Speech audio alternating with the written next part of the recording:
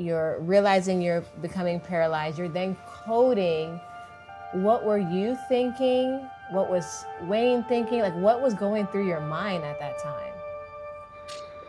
Honestly, Lisa, um, I I was I accepted that I may not see my husband again.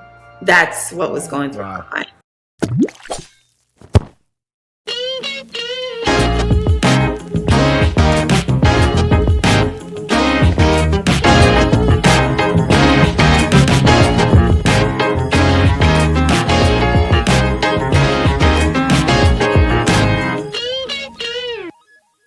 Welcome to the I Can't Wait to Travel podcast, where we talk about everything from travel, relationships, and in between.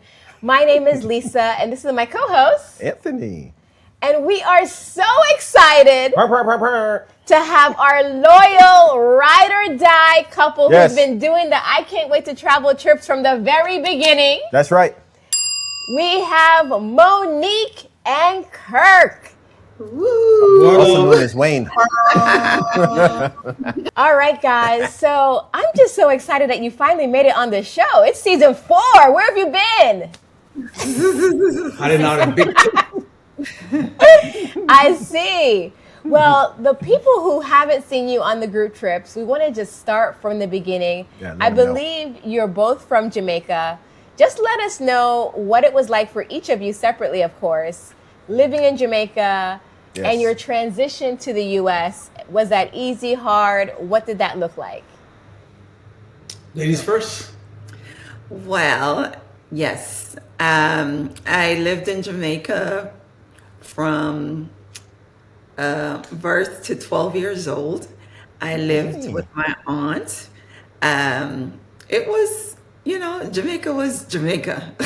Rough in every way. But, while you were in Jamaica, I mean, you had no idea about the outside world other than what you've heard from people coming from America, England, and they tell you like, oh, America is milk and honey. So, as a kid, those are the dreams. When can I go taste that milk and honey? And so, my father, Promised land. yes, he left Jamaica to the Bahamas to make a better way. And through him leaving, he was able then to file for me. And then finally at 12 years old, I was reunited with him after, being absent for all my life, actually, just about. So the transition from Jamaica and then finally going to America, the milk and honey, oh, it wasn't like that. I lived with my dad, and he was a single dad raising me. And I had no one around, no mom. So it was difficult. It was a hard transition because in Jamaica, I was with my aunt. I had my cousins, which is who I call mom, and my brothers.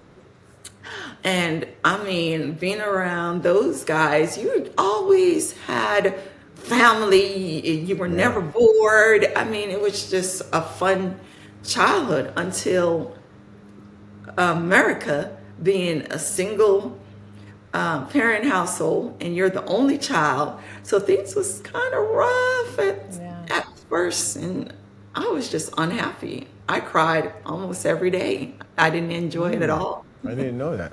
Yeah, I never thought about the fact that you didn't have a relationship with your dad, and now you're living in the house with him.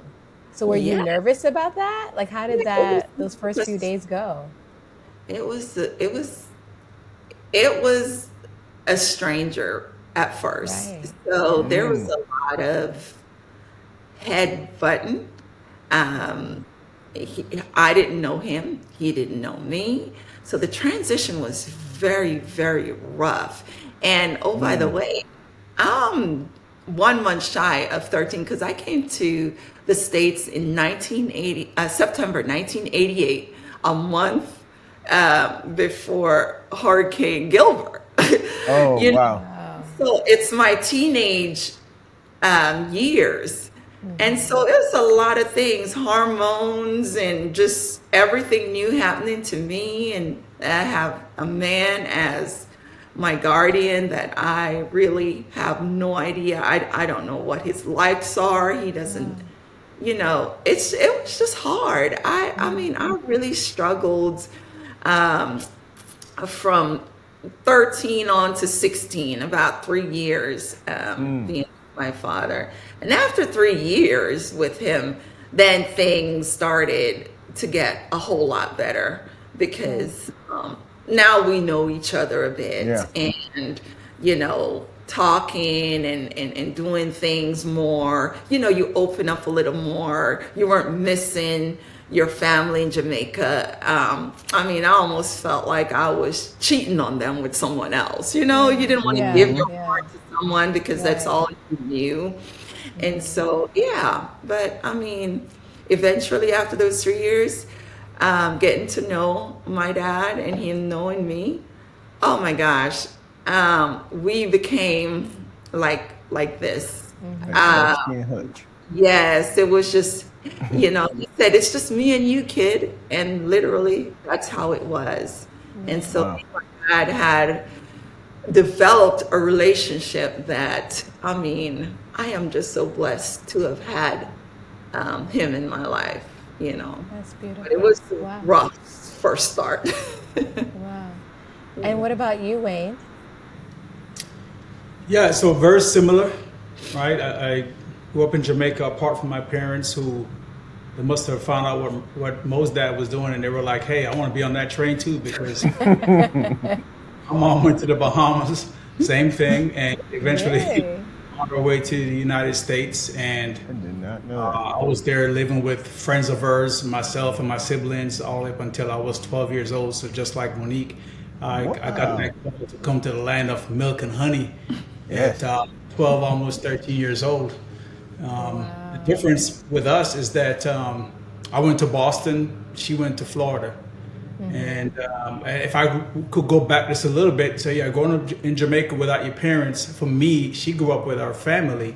I grew up with friends of my mom. And so that was a little bit hard in terms of felt like I was loved by family. And instead, I felt like I was at a boarding school, so to speak. And my mom sent money, then everything was good. If the money was late, everything was bad. Jeez. So it was a bit rough for me, my childhood in Jamaica. But coming over to the States, I reunited with both my parents and lived in the Boston area for quite some time. Attended junior high and high school there. And yeah, pretty much it. Just like Monique, it was a bit of getting used to my parents all over again because I spent years apart from them while they tried to make a good life for me and my siblings, either in the Bahamas and now in America. So it was a bit of an adjustment period, trying Yeah. to get to them all over again and them trying to get to know me. Wow. Wow. I didn't realize they had similar stories. All these years Yeah, of knowing you I guys, had I didn't no even idea. know it was like similar Wow. situation. Yeah, Oh my very- gosh. And now you two are accomplished. You have a beautiful home, a gorgeous family. You've created this life for yourself. Is this the life that you had dreamed of when you were a kid in Jamaica and thinking of the land of milk and honey? Actually dreamt. Yeah. Mo said it best just now. I could not have dreamt this. I didn't know what, at 13 years old, 12, almost 13, I didn't know what the land of milk and honey was going to offer me. Yeah. I knew it was a better way than what Jamaica offered at the time. Right. But where I'm at now, that's only by God's grace. There's no way that I could have dreamt this up. No way. That's beautiful. That you're living even more than you could have even imagined. Oh, That's yeah. how good God is. Look at that. Absolutely. I love that. So we got to know. I mean, you have Yeah. to tell us a story of when you guys met, because I'm sure you're like, I left at 13. No, I left at 13. How did you two meet? Where were you? We want to hear the story. All right, let me tell my version because Two versions.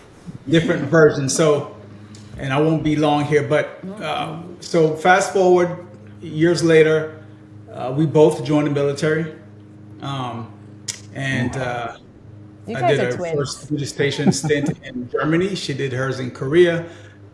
We met at Fort Campbell, Kentucky, and we were both in a military class to improve our what they call our job scores, if you will. That's the best way I can explain it. Is we were trying to improve ourselves professionally, and we're in this class that was offered through the military. And I remember that I sat behind her, and I kept thinking to myself, my goodness, she's so gorgeous, so beautiful. I didn't even see him. She didn't see me. Well, because he was behind you. There you go. And my I was in this class trying to improve myself professionally, but my radar was on, and my radar was like, and we had a lunch break, and then I went to the gas station. At that point, I'm proud Jamaican. I got my Jamaican flag in my little car, and I'm at the gas station, and all of a sudden, she was on crutches. She was injured for some reason, and she came out there, and typical Mo fashion, she looked at me, and I'll let her say how she said it, but she essentially questioned whether or not I was from Jamaica or not. I saw the flag, and that was a thing back then. A lot of people had flags in their car. Yeah. And I'm like, they, most of the time, have no idea about Jamaica and always flashing these Jamaican flag. Oh, I'm Jamaican. And, everyone know the capital of Jamaica is Kingston. So they're like, where are you from? Kingston. That's the only place they know. So Nobody wants to claim the country. I was just challenging him. So I saw that flag and I was like, oh yeah. So which part of Jamaica you come from? So I was expecting the response. She didn't say that nicely, by the way. Give us your version.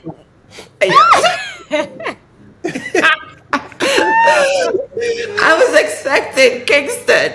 And then he's like, I'm not from Kingston. I'm from Clarendon. And I was like, what? And I was like, I'm from Clarendon.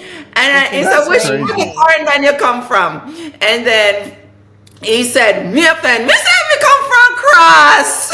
Which is the town over from Mayfair. Yes. Literally across. Wow. And I went to Maypen for the market. That's where we go shopping, grocery shopping every Saturday. That's where we are in Maypen. So, yeah. So y'all could have. So goodness. y'all were there at the same time. Potentially. Yes. Because, you left, when did you leave Jamaica? I left in September 1988. Right. And I left in February 1988. Oh my gosh. Before we crossed paths. Yeah. So I hate to bring this up again. No, but go ahead. This season, this keeps on coming up over and over again. There's this thing, a theory called the invisible thread theory. And because we're spiritual, we're going to put God on the theory. But God is, maneuvering the thread. And it was like, you're supposed to be with that person. So like the thread is being moved. And like you guys are like right beside each other, going through the same life journey, probably in the same market at the same time, not even knowing the other one's there. But like God is overseeing all this to create what we see today. So it's just incredible. We've had couples that like one of our other couples on this season, they were at the same shop in Europe and they didn't even know. In Italy. Randomly, they went to the exact same place.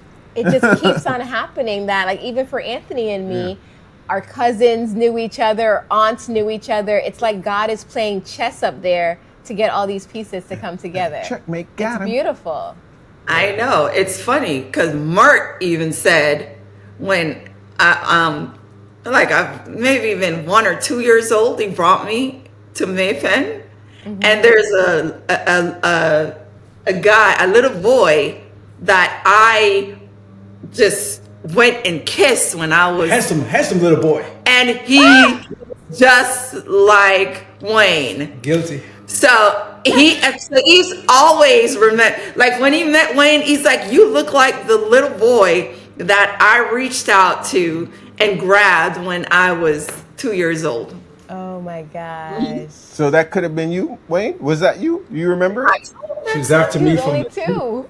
And I'm the one always reaching, right? Oh my goodness. So what happened after you confronted him at the car? He proved his Jamaican authenticity. And then he invited me to lunch at KFC. KFC. There you go. Hey, yeah, that's True true Yanni. Jamaican. True Yanni.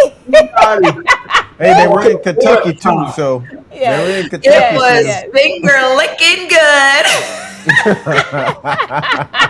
I was trying to tell her. I was like, if she down with me in the broke times, we're gonna see. If she's down with me, then she's gonna be down with me forever. You preaching.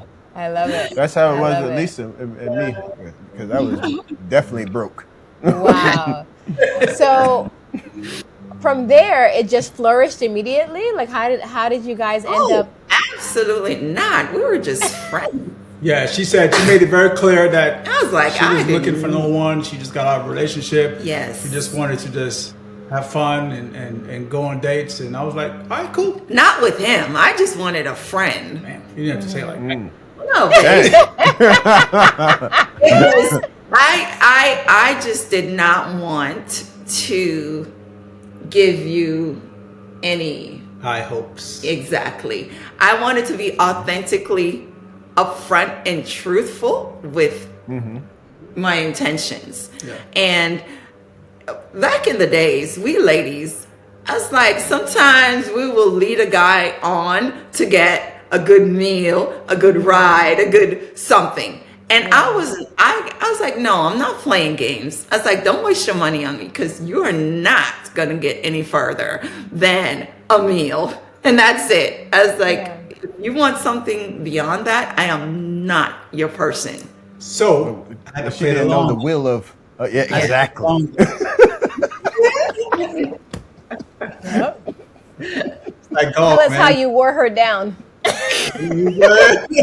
For a matter of months, playing the long game and being there for her and actually being up in her apartment as dates would come and pick her up, and I would actually be sitting there and they would look at me like, who's this guy? And I'm like, hey man, just a friend. Have a great date. And if they had a problem with that, Lisa, I wouldn't go out on a date. I was like, if you can't trust me that that's my friend, then we don't need to go any further through this But that door. guy's watching Long- right now, like, I knew it! I knew it!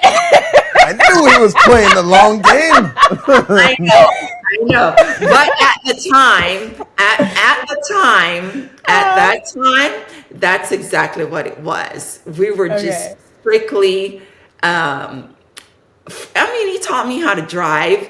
We were just That's what really good friends do. great friends. We were like best friends. Matter of fact, I used to tell him how the date went, whether I had a good time, a bad experience, and it was just great to have this person to talk to. Or maybe it's the food that I used to cook. That's She why used you to were cook for me around. as well. But I used to listen to her date stories with clenched teeth.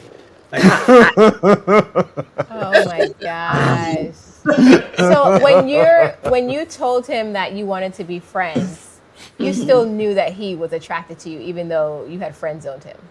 Actually, He not probably didn't say it. Not at first, she because corrected Okay. I was very clear. When I said I Okay. was clear with my Yeah. intention, I was very, very clear. She didn't want Okay. to lead him on at all. Right. Okay. I never tried to give him false hope, like, try to flirt with him. No, Right. absolutely not. Matter of fact, I used to see him with all his little girlfriends at the clubs, and they used to make a mistake. Are you the reason why you haven't called me? I'm like, oh no, lady, no. I am not the reason.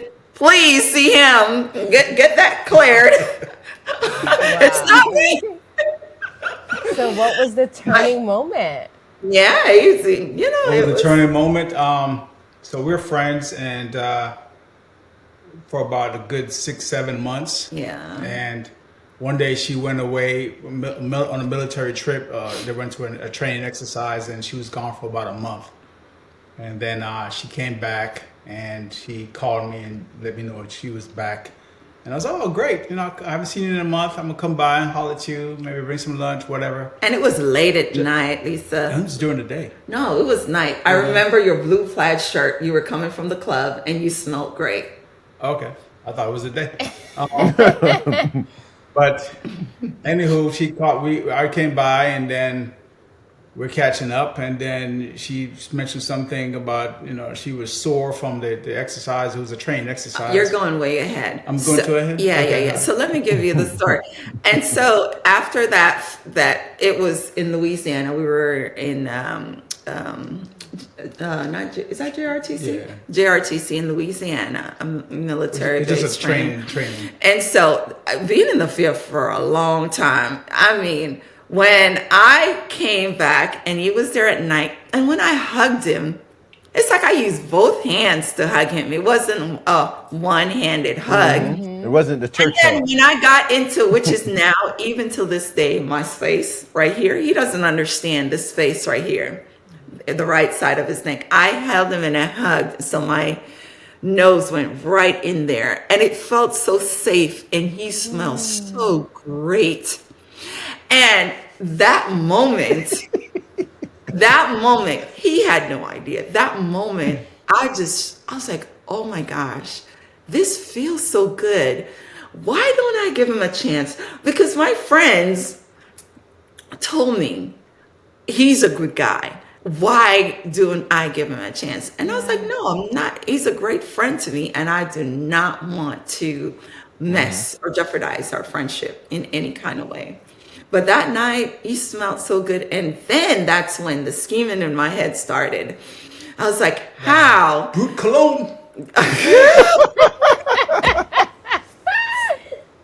I was like, how am I going to proceed with the next level? Because I already said what I said. And now, I'm catching a little You're gonna feelings, renege. And so I was sore. So I called him up one day, and that's the daytime, like probably the next day. And I did say, Wayne, you know what? I was like, I am hurting so bad, and I need a massage. And Nope. you know Wayne me, said, girl. say less. Wayne said, say less.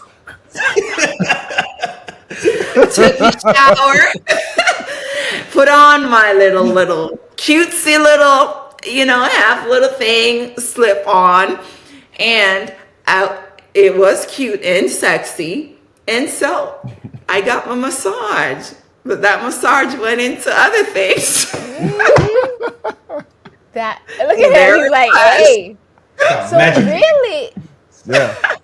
really, Wayne, you Lisa had me didn't- give her a massage earlier today. She's like, oh, my back. We went to the same school, Wayne. You know about the massages, brother? back to Wayne and Mo. Really, Wayne, you didn't really do anything but be yourself and be a true friend. Yeah. And she came around. Yes. That's it. Wow. That's it. Wow. Yeah. I love that. So eventually, of course, you're in the military, you get married, you have. Well, how long after did you get married? After the 6 months, then you guys end up getting a relationship. How further along before you guys got married? About 2 years after. Yeah, Yeah. because during that time we got engaged. We were living together. That's Well, the you got to time. tell us how Wayne proposed. Oh, it was not a romantic story, girl. Yeah, it wasn't. I didn't know any better, so I did what I. He's like, KFC? There's She nothing get into that elaborate. chicken. No, I was like, so after our encounter, matter of fact, after our encounter, do you know the first time we had our physical encounter, I got pregnant. Oh wow. After the massage? Yes. Really? Yeah. What? Wayne was Dang! like, got He was him. like, I'm sticking around. She ain't gonna lose me again. He ain't gonna renege on this one. Got him. Really? It was a oopsie moment. Oh my Oh, goodness. that was a oopsie moment. But and Oh my I thought my goodness. world was over because that was the time where my career was starting to progress, and I was I wanted to go to certain schools for promotion and everything. So in that moment of weakness, I was so angry at myself. One, the friendship, my word, and I didn't even want to see him. I told him I never wanted to see him again, Wow. after the encounter. And when I got pregnant, I hated him even more because I was like, you did this to me, even though I'm the one and I was like, it's not like we're like an in love couple. We're just friends. So we don't have like in love feelings like that. And it was just, I was just broken. But you know what he did?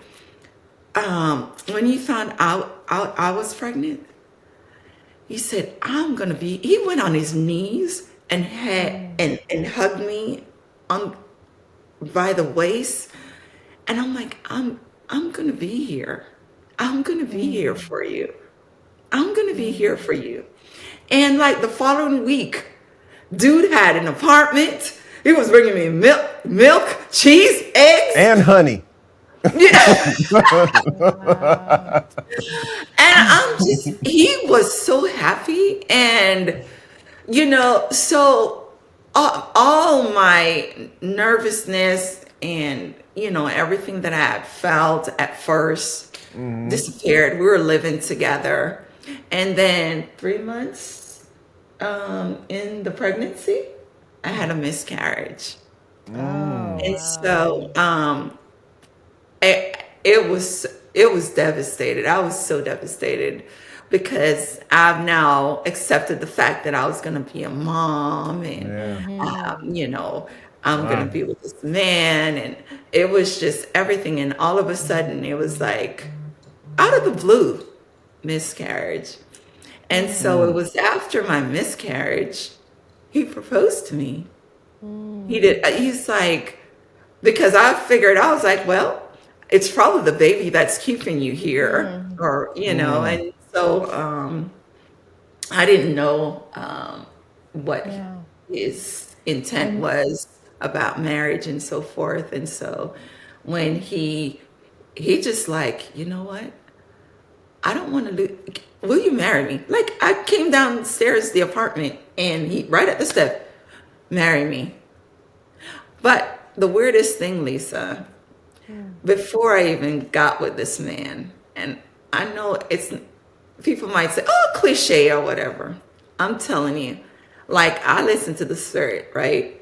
And I'm telling you, Wayne wasn't even my type at all. He's not my type. He's a great friend to me, but he was not romantically my type of guy, right? But the spirit told me, when he asks you to get married, say yes. And I said, Lord, that is not my time. But I had prayed for the right person to come in my life. I prayed for my husband. And the reason why I prayed for my husband, and I told Wayne that I am not looking for a serious relationship because I prayed for my husband. And I was making bad choices. I was with, the wrong guys. I did not know how to pick a guy. And so I did not want to pick a guy. But the Spirit clearly told me, when he asks you to marry you, say yes. And that's what I did. I was like, Wow. I didn't know when he was going to ask, but I knew he was going to ask. And I was like, yes. Wow. And Wow. so, yeah, I was obedient. I was obedient. And it's the best decision I've ever made in my Look at entire life. that. Look at Abba. that.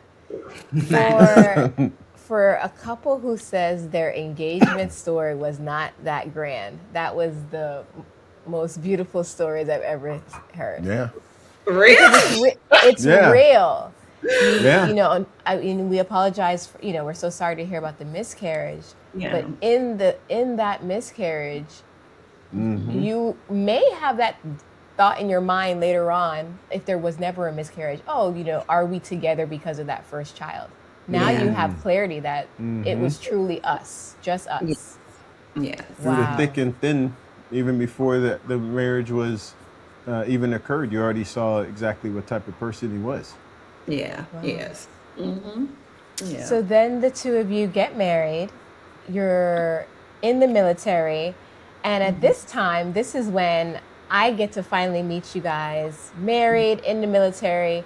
And you guys are the ultimate sacrifice to our country, in your marriage, for your kids. Your whole family is impacted by your service. So how was life like raising a family and being in a marriage in the military? Yeah, no, it was very, very rough because the military it's very demanded in military life for one person, much less two parents, right? Yeah. The mom and the dad, that's both juggling military life and juggling raising kids as well.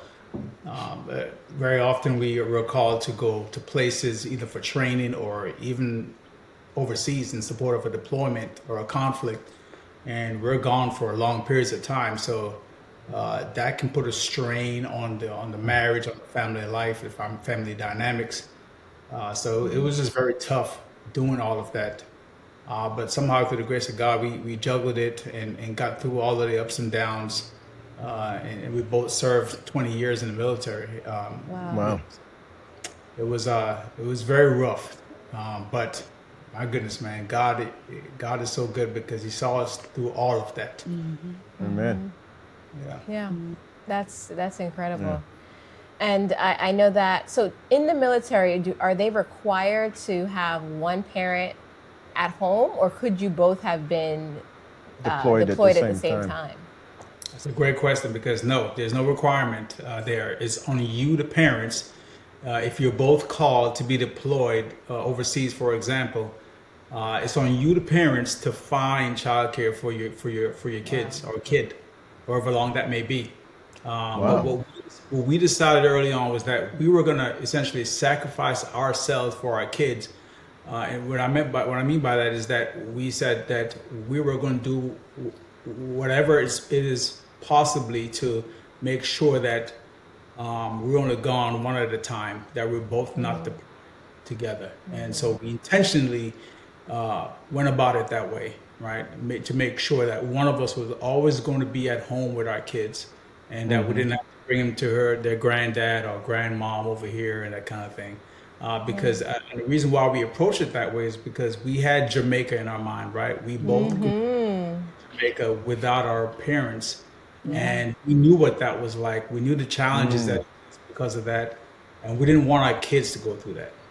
And not only that, it's, giving someone else additional responsibility upon what they already have. If I can do something about that, I'm going to make sure I don't do that to someone. And so that's why we were like, we just sacrificed, you were gone 15 months, I'm gone 9 months. There was this where we were not together for a max of 3 years of separation. Really? No joke. There was a time when Mo was gone for 9 months. She came back, and then I was already at orders to depart for 15 months, but it was after she came back. So she got off the plane, and took the kids. It was almost like I said, "Here are the kids. I'm out." And then my gosh. Yeah. So how do you like even with, marriage is already tough. Yeah. Yeah. How does your marriage stay strong throughout that? It didn't. We had It didn't. It was struggles. tough. We had struggles. We had We had struggles. communications issues that we had to work through. After being gone for 15 months, I come back. I feel like, heck, I need a marriage. I'm a You single man, see? 15 months. Right. So back, having lived for yourself and worrying about yourself for 15 months, you come back and now have to adjust to family life again and thinking about others besides just yourself. And oh, by the way, so one time, the last time I left for 15 months, came back, and then the military said, "Oh, we need you to go to school to advance your career for 6 months." So then Wow. I came back. Hello, I'm back, and then I took off again for another 6 months. So yeah, it was definitely a challenging time in our lives for sure. Yeah. I feel like there needs to be like a process that the military has to help families get acclimated to the whole situation, or even like, here, this is how we help you transition. Maybe they do or whatnot, but here's how we help you transition. Because even in the Bible, when people went out to war and they were out for even long deployments, when they came back, there was a whole process to get them back, like mentally, before they came back into the camp with their families. Like even the Bible, there's examples of how that whole dynamic is worked through. So it's like, I wish maybe they do, and maybe they do now, or maybe they do there, but Training. Yeah, so they did in a way. Yeah. But when I look back on that period now, it was, and you notice, Anthony and Lisa, sometimes organizations do things and they a check. We did that, right? check box. Yeah. Yep. We checked it off. It was called reintegration training or something like that. But it was very hastily done, Yes. not well resourced. And so you had that, but then you actually needed more, right? You actually needed more. It needed to be something that was continuous, not just one time. Hey, you had your 2 weeks of reintegration training.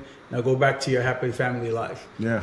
Now, I think they needed some kind of counseling structure. Yeah, I You was know, thinking that. when families are separated, and what are some of the things that would happen, or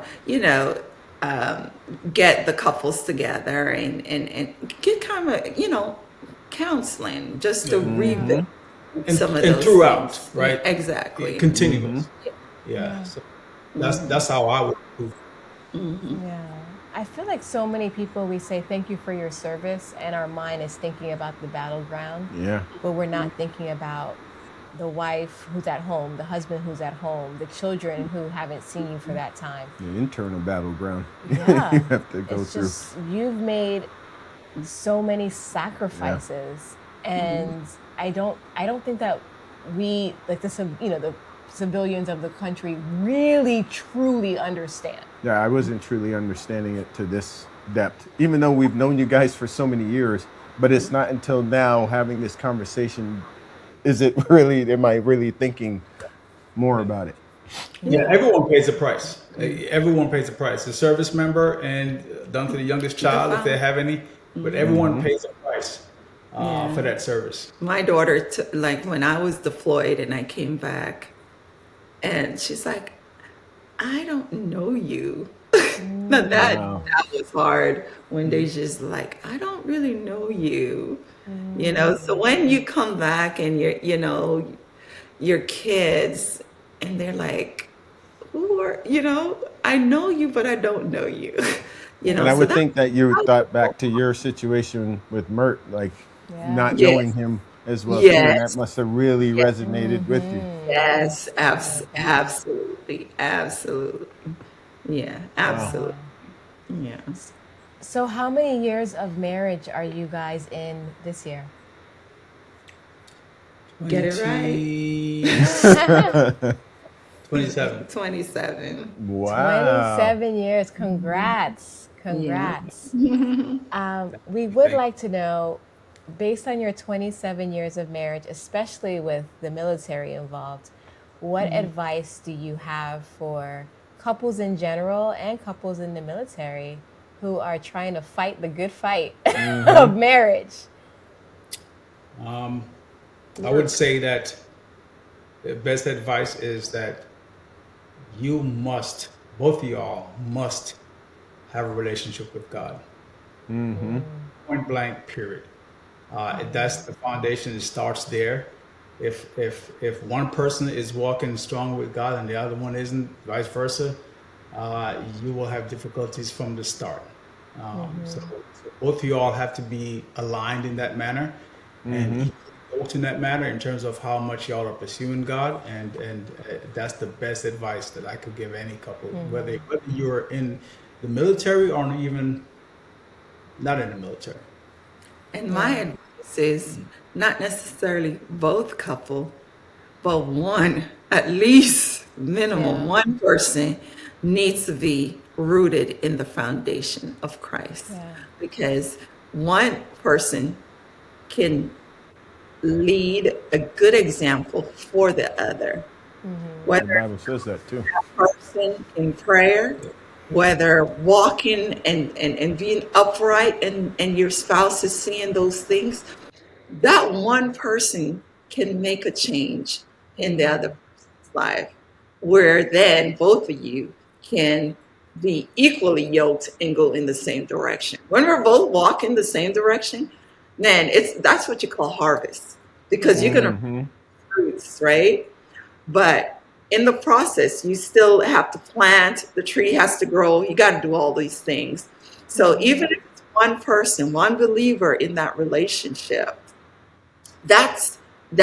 you at least need that for a marriage to work. Because I'm telling you, without the Christian foundation, it's gonna always collapse. It will collapse. So you need that godly foundation in your marriage. We're going to have to put their marriage therapy counseling classes below in the link. That's right. 27 years, you too could have a marriage of 27 years. We're going to put their link below. I think that's absolutely incredible. And we just want to also thank you on a lighter note, just for, I can't wait to travel. You guys have supported us. We want to start off with the first group trip we ever had. We had our first little logo we found on Canva. We had our little bag we had from Canva. And we went to Costa Rica, and it was only a group of 6. Look at the humble beginnings. Man. The humble beginnings of 6. I loved it, though. It was a great trip. I know. Monique, what'd you say, Wayne? I didn't realize that was the first trip. Yes. And Monique, even now that we're at 75, 120, Monique likes the beginning days when we were at 6.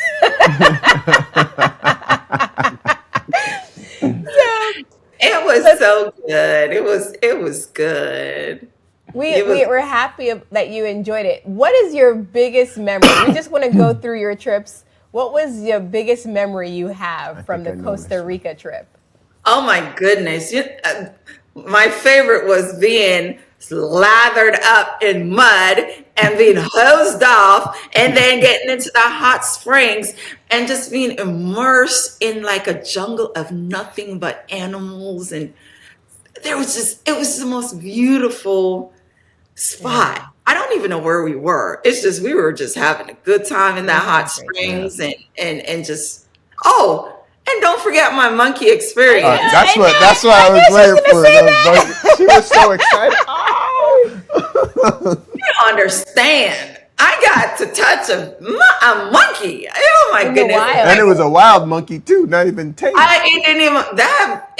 came and peeled my finger one by one and took the chip, and oh my gosh, that was just a cherry on top.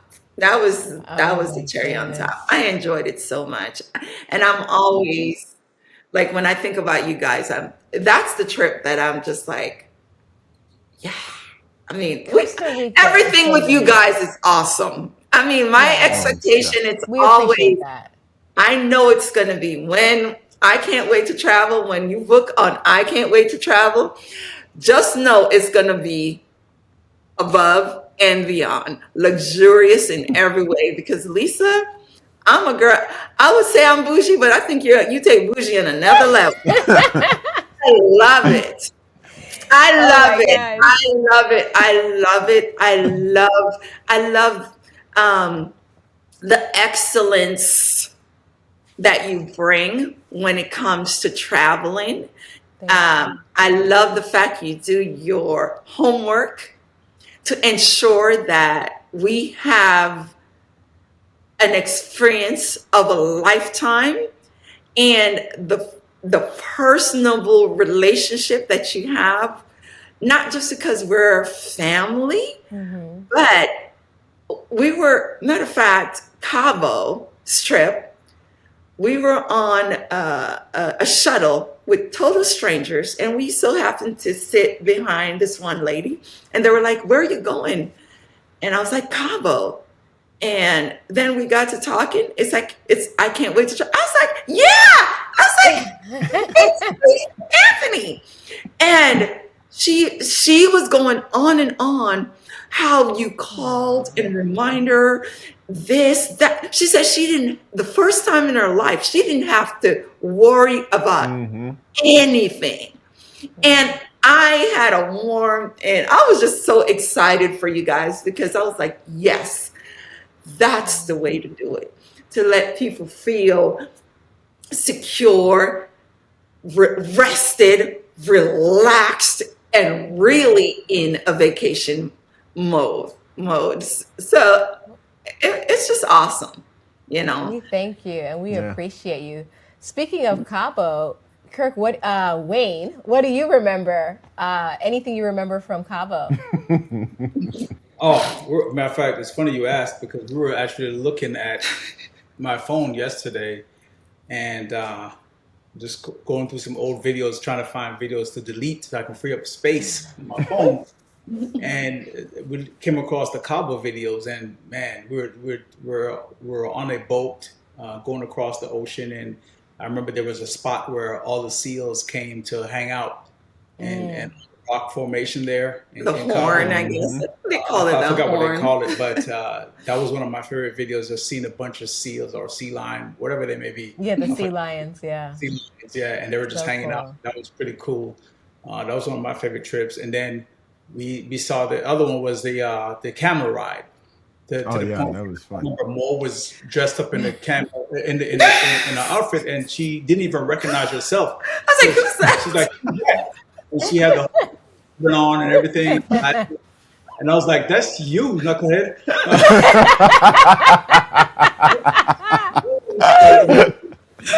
That was right before we actually got on the camel. And so that was my first time riding a camel, and that was pretty cool.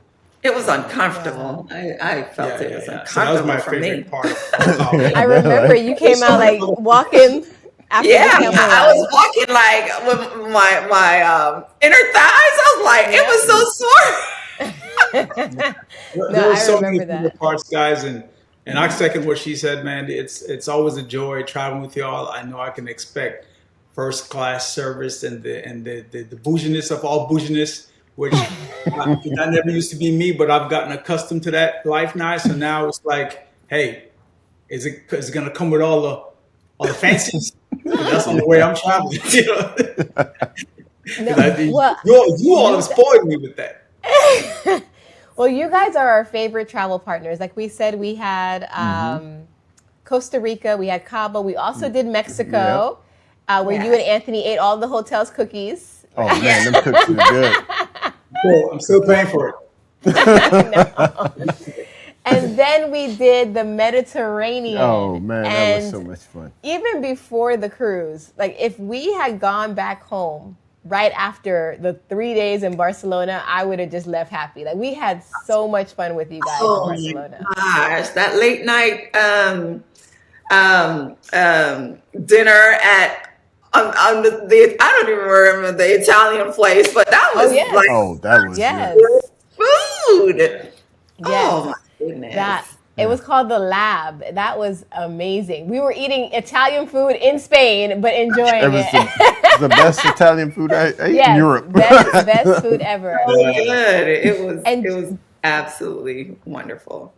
and there's always a couple, because even though we had a group of 28, you guys were our daily ride or dies that we would hang out with.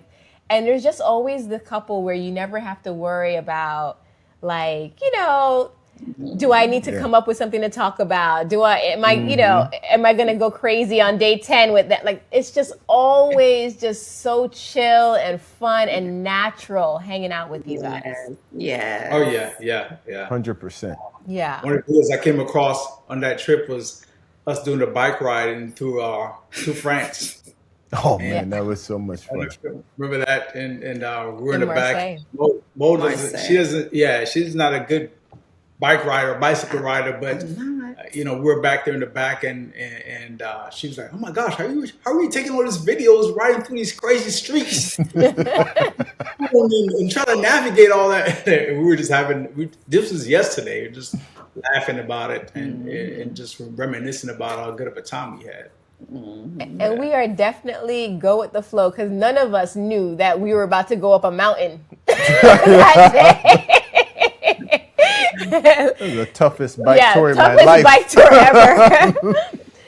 So after that European cruise, you guys left and went to Ibiza for several days. You came back, went back to Texas, and I believe it was probably about 4 days to a week after Ibiza, I got a call from Mo. Mo, was it 3 days after? 3 days after Ibiza, I got a call from Mo. Mo, tell us what happened. Well, you were right there in the beginning, because remember, when we got back, I guess, what's the hurricane that came? Burrell or Barry? I don't remember. There was a little hurricane in Texas. Yes, so we had no power, so we couldn't stay at our house. So we spent 2 nights at my, was it 2 or 1 night? Doesn't matter. We stayed at our friends because not even our generator was working.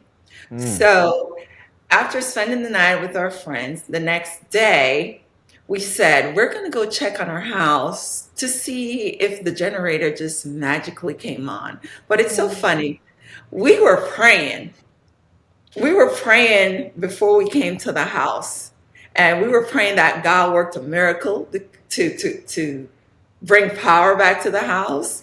And to just, because I feel uncomfortable imposing on our friend. I mean, they're great people, but you don't want to be inconvenience others, right? You need your own space. And so we got up to the house, and I promise you, when we walk up to the house, I looked at Kirk and I was like, the generator is not on. But then I touched the door. I touched the door to my house, and I promise you that generator came on. Really? It's like the doorbell chime came on. I was like, oh my gosh. And then we walked in the house, the lights came on, and we just started praising God. I was giving, I took a hot shower, everything. And I was like, look at that. The power of prayer. I'm like, literally, I am not making up a story.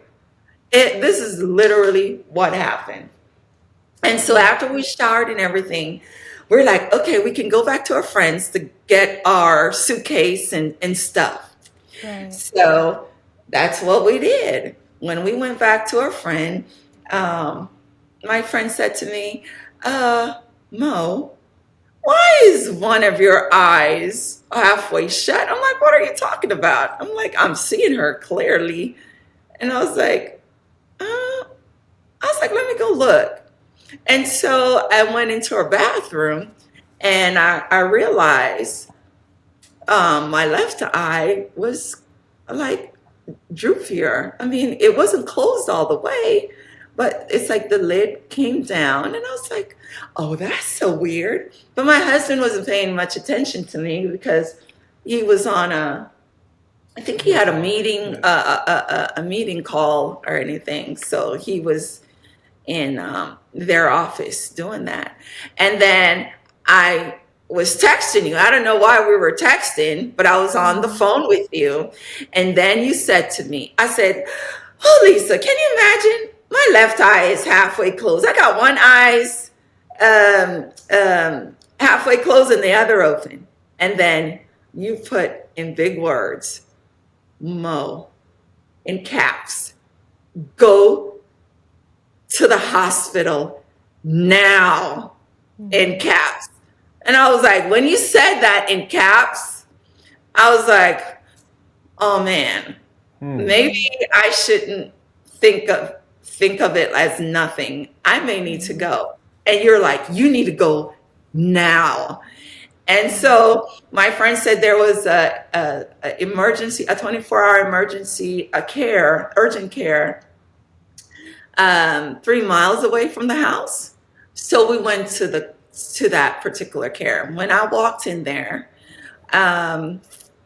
they looked at me and I said, "My eyes are droopy and I don't understand why." And at this time, I was having tingliness in my feet. It felt like I was being poked by little needles, like I was walking on needles constantly. I was not getting any relief.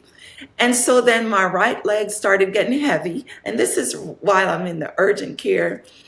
And I was like, I don't know what's happening. So when they saw me, they started taking some tests and said, I was like, "It looked like you're having a stroke and we are not equipped to handle stroke patients." And so they called the ambulance from the nearest hospital that specialized in stroke victims. And that's Houston Methodist. And that's where they brought me. And I was in the ER and they were doing all these tests. But at the time, the eye that wasn't halfway closed at the ER went completely closed at that time. I was able to walk and use the bathroom, but when I was getting up to using the bathroom, my legs started getting heavy. So I was dragging my foot just to get up. And so they were doing all these tests. They couldn't find anything. They couldn't figure out what was happening. Day 2, same thing. I started losing my strength in my upper arms, and I was losing strength in my legs. So getting up to use the bathroom came to a point where I couldn't even use the bathroom day 3. Wow. Day 4, I was totally paralyzed. I couldn't do anything at all. The one eye was completely closed. Then the eye that was open totally bulged. I look like Marge Simpson. And then my lips, my face muscles, I had no control over it. My lips became droopy. My face is still trying to recover itself. It's still really tight, so I kind of slur sometimes. And I can't use straws. But in the earlier stage, there was just nothing. My eyes were out of focus, and I couldn't see. I had blurred vision. It was just a lot. 5th day after no diagnosis, and they've done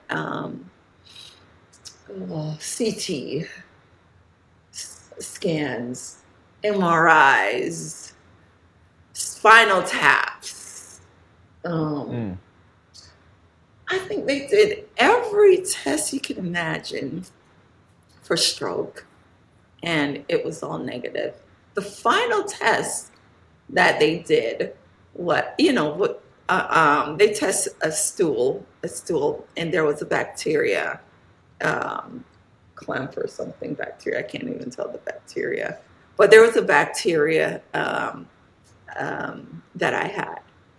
And then after they sent me to take what's that test that it's saying EMG? They, to take a EMG testing. It's a testing for the nerves because nothing was working in my body. And the results was everything was dead. I had 100% nerve damage everywhere. Jesus. And so that was the test that confirmed that I had the Miller-Fisher Guillain-Barré disease. And with that disease, Guillain-Barré normally affect the upper extremities, your hands and your feet. But the variant that I had was Miller-Fisher, which attacked the head. So it was from head to toe. So the fact that I was paralyzed literally from head to toe because I couldn't brush my teeth, I couldn't feed myself. The only thing I had, almost if you can relate to an ALS patient, is a good brain. My mind was sharper than anything else, but my body gave out on me. So I just saw myself just deteriorating, and there's nothing I can really do about it. So with that, they tried to give me, what's the treatment? FFP, plasmapheresis. And I'll let you talk about that one. Oh, well, The first I don't know if we treatment. even have the time to really go into depth, but what it was is just several different Well, treatment options. I'll say this: take as much time as you want because your story, someone's going to hear this story, and if it happens to someone in their family, they're going to think this is not a stroke, and you could be saving someone's life, or your story is going to really help somebody. So take as much time as you need, really. Okay. Well, yeah, they tried her to treat the newly discovered Guillain-Barré syndrome that she had, Miller-Fisher variant, with treatment of plasma, but plasmapheresis they called it. But what we discovered was that it wasn't quite working well, and at one point we actually almost lost Mo because she essentially just blacked out. And they had to revive her. They had to bring in the code, call the code and everything right there in front of me and watching my wife being coded out. And so what we discovered was that they had to do something else because for some reason her body did not agree with that specific The fresh treatment. plasma, it rejected the fresh plasma. Actually, what the neurologist told me is normally with the fresh plasma, it's a better option. It would help fix the bacteria that's happening into my body and so forth. But my body rejected it. And so now we had to do IVIG, the hemoglobin treatment, which is it's almost like the artificial form. Of fresh plasma. Yes. So they landed on that as a treatment option. They landed on the Miller-Fisher variant of the Guillain-Barré syndrome as what she actually had. And what we discovered was that this was something that she probably contracted while she was on her trip in Europe, the Mediterranean trip. Don't know when and don't know how, but we do know after research that you can get this bacteria in you either from eating undercooked meats or Foods, undercooked foods, period. Or contaminated veggies and things like that. Or you can get it from vaccination, which I knew I did not get any vaccination prior to our trip. So it was something absolutely that I ate. And so I don't know what particular thing. I was eating so many good food. Oh my gosh, I enjoyed it. But I can't specifically say it was this particular Yeah. Yeah. thing. Yeah. But looking back, we saw the symptoms while we were there, because when we went to Ibiza after we got off the cruise, the symptoms manifest itself in diarrhea. I started feeling it in Yeah. Portofino. You remember when I told you I was sick and I didn't feel so well? Mm. Remember in Yeah. Portofino, there was, remember the mask with the tents? We got off that ship. And when we were Yes. back on, I was like, why is there a mask? Is there something? And we learned there was some kind of breakout, Yeah, I but they remember. never told us, the Yeah, ship I crew. remember. And so it's during that time that I Mm. felt terrible. So it started with Yeah, it started there, manifesting stuff then. there. Yeah. But we spent a total of about 2 months in the hospital, and 1 month was really just rehab, trying to get her to walk again and talk again, and basically do everything over again, as if she was a newborn child. And so a month was spent doing that. And after we got discharged and went home, she still had to continue physical therapy several days a week at the rehab facility, and continued on for a couple of months. And then now where we're at now is that through the VA hospital, Veteran Affairs Hospital, she goes and do periodic IVIG treatments. It used to be every 3 months for 3 consecutive days, but it brings Wow. the side effects of some very severe headaches that she has to deal with after the treatment. So we asked the neurologist to put her on once a month treatments, just one day, right? One day and once a month. Right. We haven't tried that yet, so the first time to do that will be next month, and we'll see how that works in terms of her severe headaches that she has. It's one of the big side effects of IVIG treatments. Yeah, so we're still How recovering. long do you have to take that? How long is it, indefinitely, or? Until I fully recover. Yeah. And so it's I was under the impression, because what I have is it is a curable disease, from what I've been told from the doctors, and normally it takes a year. That's what I heard. It takes a Up to a year year. to recovery, but I heard wrong. What he says is recovery starts.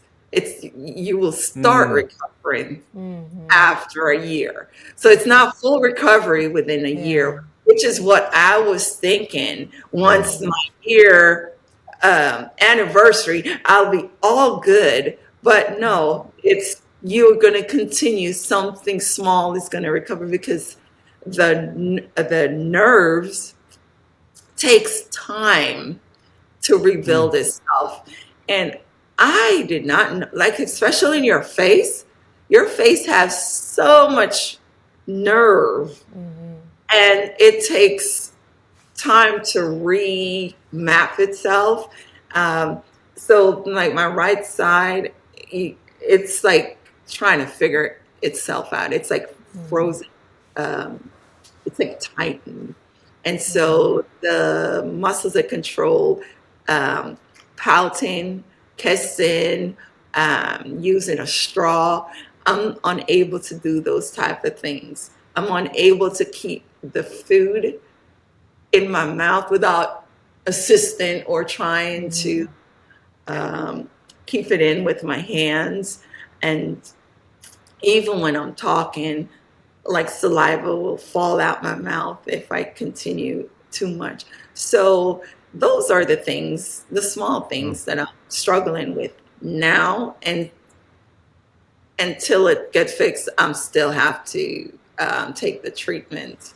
I guess however long it takes. And once I'm even recovered, the doctor said I still need to take that treatment 6 months after, because you can have relapse of this. Yeah. So, But I'm just thankful now that I Thank can God. I still have a voice. Yeah. I can brush my teeth. I can do things on my own. It may not feel as relaxing to do those things, but having the ability to do it, oh my goodness, it's a praise for Wow. me. I'm Yeah. just so thankful. So I don't complain about it at all. I don't Yeah. complain about anything. I'm just And play very tennis. And you're able to play tennis again. exactly. I mean, oh my goodness, that's awesome. Wow. Just for Yeah. context, this happened in July 2024. Yes. So you're coming up to 2 years now. And Yes. we were able to see the progression. And I mean, I know that you're not where you want to be yet, but God has taken you so Oh, far, yeah. so far. Yes. I just want to ask a few questions. When you were in the midst of your legs dragging, you're realizing you're becoming paralyzed, you're then coding, what were you thinking? What was Wayne thinking? Like, what was going through your mind at that time? Honestly, Lisa, um, I I was I accepted that I may not see my husband again. That's what was going through Wow. my mind. I said, I am in a state where everything is going, and I don't know if I'm going to be conscious enough to let my husband know my thoughts before I close my eyes for good. And so, before I got to that point, um, I wanted to let my husband know my thoughts. And I told my husband, I said, honey, I love you. And I want you to move on. If I don't make it, I want you to have someone to love you like I have loved you. You deserve that. Wow. And that would make me so happy. I did not want to leave him alone. And I wanted to give him my blessings. And then he said to me, just shut up. What are you talking about? He's like, you're talking crazy. He's like, I don't want to hear that, But I really, Lisa, at that moment, because things were going drastically so fast and I was in my right mind, I just really wanted to know what my heart was and what my heart feels for him, because I didn't want to end up in a coma. I didn't want to be able to not have a voice for, to let him know my thoughts and how I felt. And I mean, this man has been so good to me. If I can't be a receiver of it anymore, I was like, man, someone else should receive what I've been given. It's a blessing to someone else. And words can't articulate the the feeling, the gratitude, the weight of this man, this blessing in my life, the God-given blessing. And I'm like, the song by Tyrion that says, I'm a living, breathing, walking miracle, my testimony. Listen, I am. I was like, when God put this man in when he told me to say yes, when he give you something, he says you can't contain it. It's like that. It's like your cup runneth over, over and over and over. It's like having those empty vessels that woman had, that oil, and that's all she had left. But when that prophet came and did the miracle and she had all them oil in that jars, that's what I'm talking about. When God shows up in your life and give you a blessing, and that's how I see my husband, as a blessing. That's how it has, and that's how I can explain it. So in that moment, I just had to be real. I may not be coming out, and it was okay. I was at peace because I know that God had my soul, and that was fine for me. Mm-hmm. But it just broke my heart to know that if I wasn't there outside and not having that partnership, that's what I was worried about most Yeah. at that time. Wow. That's, it's just, it's God. Like, Yeah. God brought you through. Mhm. I'm assuming he brought you guys even closer Oh my since goodness. this situation. Oh yeah. Yeah. Absolutely. Yeah, Wow. absolutely. I think marriage is funny, right? Because it gets better with time, Yes. and I think it has all the stages: newborn, teenage stage, and then you get into full adult mode. And I think we're enjoying definitely the best time we've had in our entire marriage now, and Mm-hmm. take anything for granted based on that, Nothing. and it gave us a new perspective on life and how to live Mm. it forward. And so every Yeah. day you wake up with, you just give God thanks for the breath that you have and the fact that you get yet another day Yeah. to Yeah. experience life Yeah. with Yeah. this person, and also just to yet another day to walk the path that God laid out for you. Mhm. Yeah. I think sometimes when and I'm going to include myself in it, sometimes you pray and we go through the motions like, God, do this, do that, help us with this, help us with that.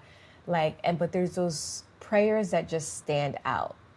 And I feel like Monique's prayers stand out because she had her family, her friends, the tennis community. I feel like the prayers were just so sincere, so intentional that God was just like, I felt like he was listening and he was like, that's my child and my hand is on her. Like, I felt like this was like a God moment from start to finish. Yes, it is. Yeah. It is. It is. He's definitely given her a great testimony. Oh yeah. Oh, yeah. Oh yeah. Oh, yeah. We share it. Wow. She shares it with whoever want to listen, and and whether they want to or not, she's sharing it. So she is, thank God for that. Mhm. Well, to wrap up this segment, we want to ask you, what legacy do you two want to leave? Wow, That's a great that's a question. great question. I ask that too a lot. I ask it a lot, Yeah. and I think the legacy I want to leave behind is that always the legacy of just always getting up every day and putting one foot forward, right? Making Yeah. progress each and every day. The fact that I never gave up on this life and what God has planned for me, and no matter how much I may have fell to the left or to the right, that I kept going forward in it. And Mm-hmm. so that's the legacy I would like for people to see about me in my life, and also to the fact that that I live open-handed. I want it to be my legacy that I live open-handed, meaning that I'm generous in my time, I'm generous in my giving in terms of resources to people if they need it. I want that to be also be my part of my legacy. That's amazing. And for you, Mo? Yeah, it's similar. It's funny. My daughter, when she has friends, um, she would say things like, "My mom is like a little holy, or like too holy," or she would say something. Yes, or she would say, "You just too good," or it's like you make people feel like they're not good, or what I mean? It's like you're just too. And I was like, I thought about that, and I was like, if that's the worst thing you could think when you think about your mom, then that is my legacy. Right. I want everybody, Yes. if I ain't pushing Jesus first, then obviously I ain't doing the right thing, because Yeah. it's all Right. about him. It ain't about me. I breathe to give him glory. That's my purpose on this earth. It's not for worldly things, gather all the riches, the materials, because when you're gone, Yeah. it does not go with you.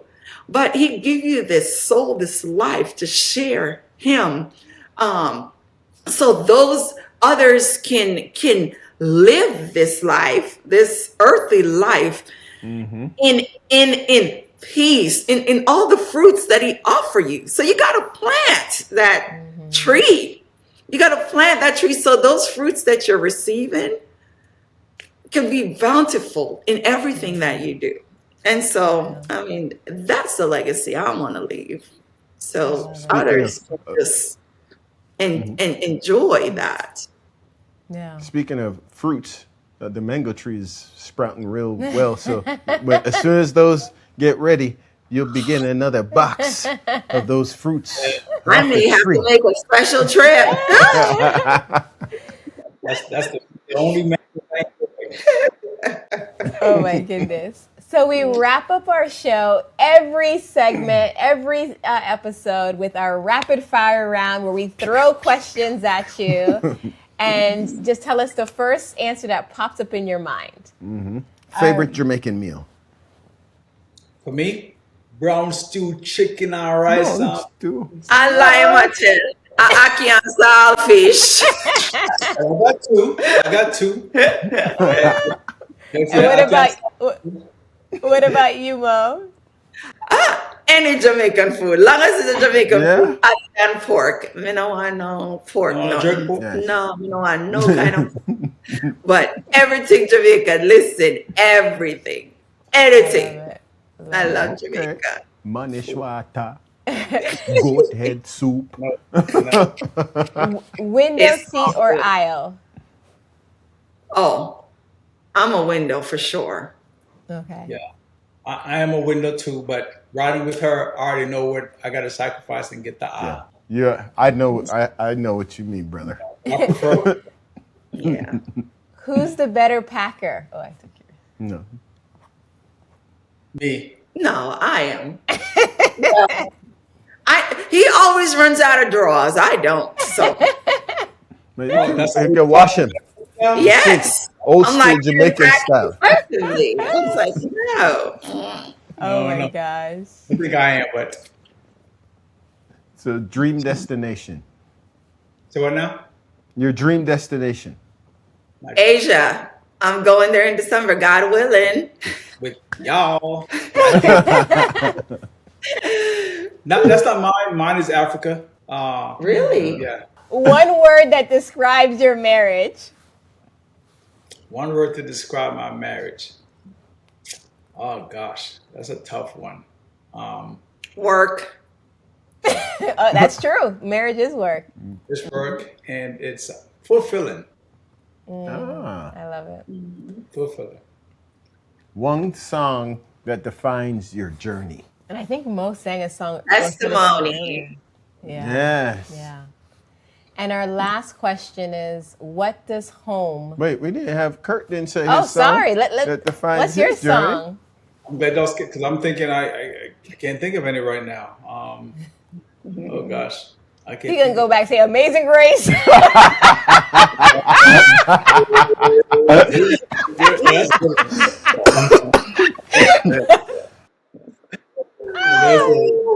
That's probably a good one, but yeah, there's too many that I latch on to that reminds me of things, but yeah, I can't think of one. Understood. What does home mean to you? Peace. Mm-hmm. I'm more at peace when I'm in the confines of my home. Yeah. I think home is wherever you are, baby. Oh, shucks. Oh. That is so sweet. All right. We got it on tape, so you know, and I find myself in an undesirable situation. We don't say ride or die. We say ride or live. That's how we do. Okay, I like There that. Ride you or live go. together. I just want to thank you personally because thank you you so guys much. are an inspiration in so many ways. Not only your marriage of 27 years, but your skills and on the court in tennis. And We're gonna beat them one day. yes, one day. Might be 3 years One from now, day, but one day. And just, I don't have an older sister. Anthony doesn't have, well, he does have older brothers, but they live further away. And you guys really are like the sister and brother that we just always needed. Always Yeah. needed. oh yeah. Thank you, guys. And I always talk about how when you had your celebration for your recovery, like how I know we were there for you, but just the way how the family dynamic and how that was, we're playing spades and we're going to the tennis court. Like I needed that more than any time in my life where I needed to be around family and good people. Yeah. And that like revived my own spirit. Oh, that is so awesome. That's awesome. That is Like so I awesome. always guys. talk about it. Yeah. Oh, that's so awesome. That's awesome. So we thank you for being Yeah. on the show. And remember, guys, like and subscribe. Bye-bye now. See you soon.